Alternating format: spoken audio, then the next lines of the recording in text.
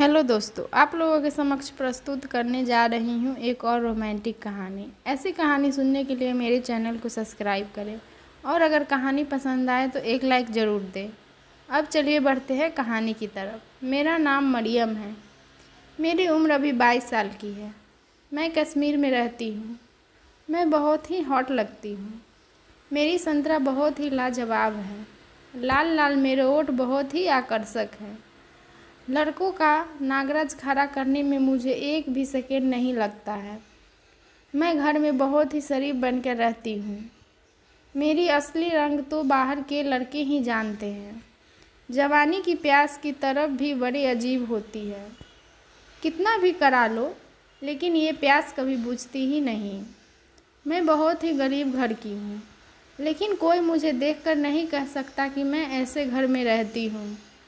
मैं किसी परी से कम थोड़ी ना हूँ। स्कूल में जब मैं इंटर में पढ़ती थी तभी से मेरी खुदाई की दास्तां बनने लगी।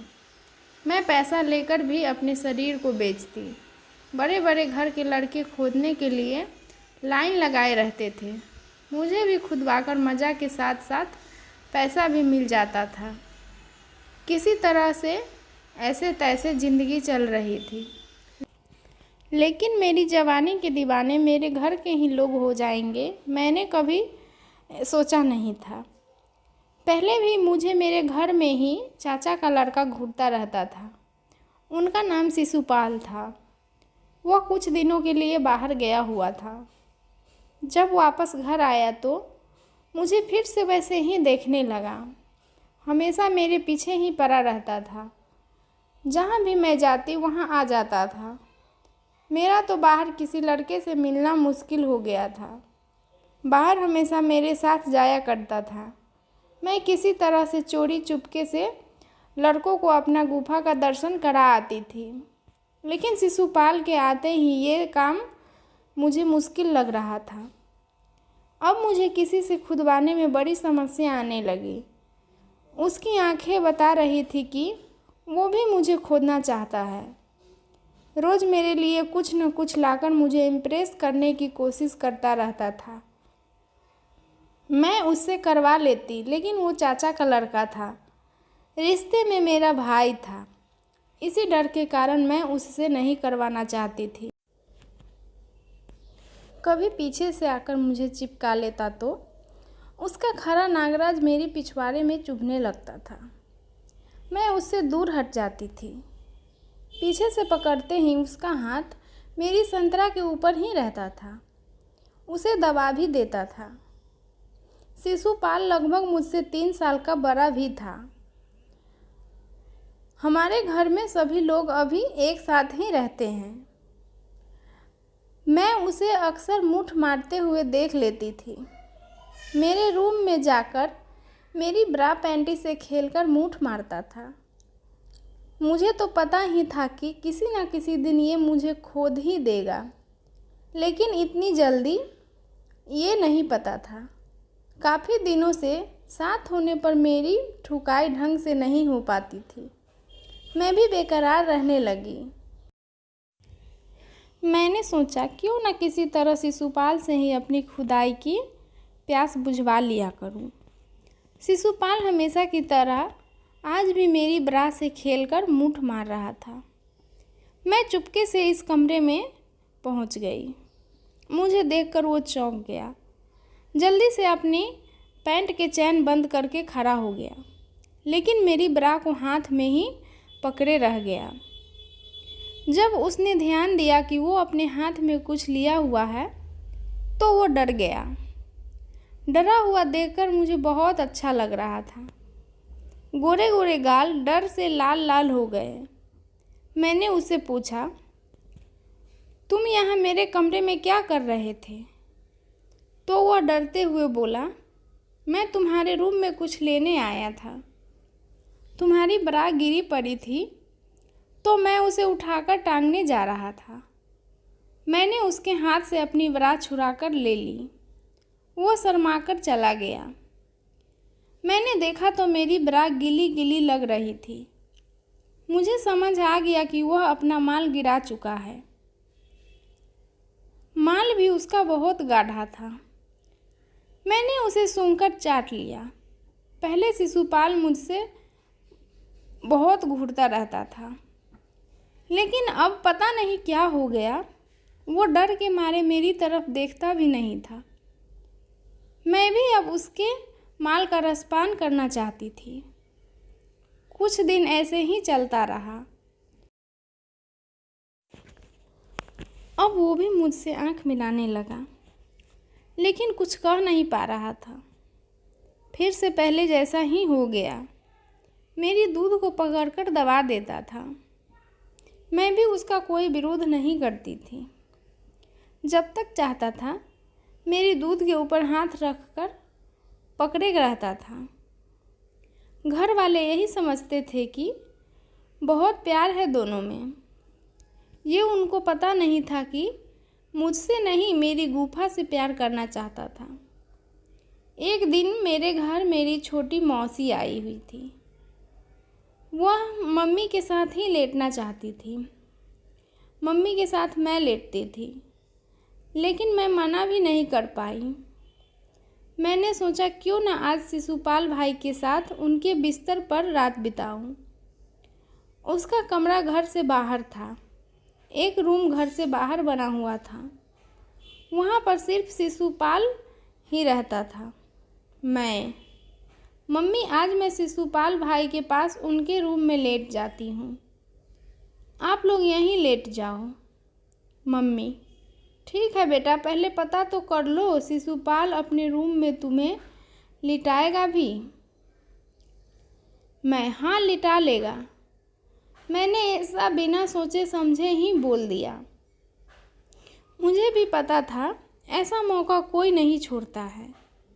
रात का खाना खाने के बाद उसके रूम में मैं लेटने चली गई, लेकिन उसे रूम में न देखकर मेरी बेचैनी बढ़ती ही जा रही थी। उसके बिस्तर पर मुझे कहाँ अकेले नींद आने वाली थी। उसके साथ तो मैं आज पूरी रात जागने का इरादा था। कुछ देर बाद शिशुपाल अपने रूम में आया। तब तक घर का दरवाज़ा बंद हो गया था। शिशुपाल, तुम यहाँ क्या कर रही हो? घर में मम्मी के साथ मौसी लेट गई है, तो मैं यहाँ चली आई हूँ। उसने कुछ नहीं बोला, चुपचाप बिस्तर पर आकर लेट गया। उसके कमरे में टीवी भी लगी थी। उसने ऑन किया। जिस चैनल पर सबसे हॉट लड़कियों का दृश्य देखने को मिलता, लगाकर थोड़ी देर देखकर काट देता था। रात के 11 बज गए। हम दोनों को नींद नहीं आ रही थी। मैं झूठ मूठ का सोने का नाटक करने लगी, क्योंकि मुझे पता था मुझे सोता समझकर कुछ न कुछ तो करेगा। कुछ ऐसा ही हुआ। 2-3 बार मुझे जगाया, लेकिन जब मैंने कुछ नहीं बोला तो उसे लगा कि मैं सो गई। शिशुपाल अपनी पेन ड्राइव लगाकर गंदे फिल्म देखने लगा। आज तो मैं भी उसके पास थी। उसने चादर ओढ़कर अपना पैंट निकाल दिया। उसका नागराज को मैं अपने आँखों से थोड़ा सा खोलकर देख रही थी। मैं भी गंदे फिल्म देखकर गर्म हो रही थी। कुछ देर बाद नंगे ही उठकर उसने दरवाज़ा बंद किया। बाप रे, उसका इतना बड़ा नागराज होगा, मैंने तो सपने में भी नहीं सोचा था। लगभग 12 इंच का नागराज हिलाते हुए अपने बिस्तर पर आकर लेट गया। फिर से चादर ओढ़कर उसका तंबू बना दिया।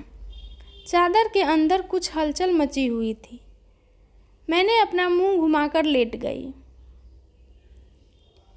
उसने भी अपना नागराज मेरी गुफा में लगाकर मुठ मारना शुरू कर दिया। मुझे भी अब रहा नहीं जा रहा था, लेकिन फिर भी किसी तरह से मैं खुद को रोक रही थी। फिर मैं अपना मुंह उसकी तरफ घुमाकर पैर को उसके ऊपर लाद दिया। मेरी टांगों के बीच का छेद, मेरी गुफा उसके नागराज के निशाने पर आ गई। धीरे धीरे हिलाकर वो मुझे खोदने लगा। कुछ देर बाद उसने अपना होठ को मेरे होठ से चिपकाकर किस करने लगा। मैंने अपनी आंखें खोल दी। उसने तुरंत ही चादर ओढ़कर अपना 12 इंच का नागराज ढक लिया। वो जान गया कि मैंने देख लिया। शिशुपाल। मरियम, वो मैं कुछ नहीं कर रहा था। मुझे चुतिया ना बनाओ। मैंने सब कुछ देखा है। तुम क्या करना चाहते हो मेरे साथ? शिशुपाल। कुछ नहीं, वो तो मैं वैसे ही कर रहा था। मैं सच बोल रहा हूँ। मैंने उसे डराया कि सबको घर में बता दूंगी। इतना कहते ही वो मुझसे चिपक कर कहने लगा, क्या तुम बताओगी मुझे? अगर मैंने तुम्हारे बारे में सबको बता दिया तो तुम्हारा क्या होगा? क्या कह रहे हो तुम? मैंने क्या किया है? शिशुपाल। मैं जब से आया हूँ तुम्हारे ही पीछे लगा हूँ। वो पास वाले घर में जो लड़का है उसके घर में क्या करने गई थी तुम? मैं कुछ न बोल सकी। मैंने अपना सर नीचे कर लिया। अभी तक मैं उसे ब्लैकमेल करने के चक्कर में ही थी, लेकिन उल्टा मैं ही फंस गई। उसने कहा, इतना सबको मज़ा देती हो, थोड़ा सा हमें भी दे दो। मैं किसी से कहूँगा नहीं। मैंने भी सोचा, भाई जिसमें खुश है मैं भी उसी में खुश। मैंने भी हाँ बोल दिया। मैं कभी कभी रात में गर्म हो जाती थी तो सोचा यहाँ आकर ठंडा हो लिया करूँगी। शिशुपाल ने अपना होठ फिर से लगाकर होठ चुसाई करने लगा। कुछ देर तक तो मैं चुप रही, लेकिन बाद में मुझे भी मजबूरन चूसना पड़ा। मेरी गुलाबी नाजुक पंखुड़ियाँ जैसी होठ को चूस चूस कर भौरे की तरह उसका रस निकालकर पी रहा था। मैं भी खूब मज़े लेकर चुसा रही थी। उसने मेरे गले को किस करके चूमने लगा। पहली बार मुझे कोई इस तरह से गर्म कर रहा था। मेरी गुफा में खुजली होने लगी। शिशुपाल भाई मुझे तड़पा रहे थे। मैंने उस दिन लाल रंग का टी शर्ट और नीले रंग का हॉट बरमुंडा पहना हुआ था। मेरी आधी टांग को किस करते हुए मेरी गुफा की तरफ बढ़ रहा था। गुफा पर पहुंचते ही कुछ देर किस किया।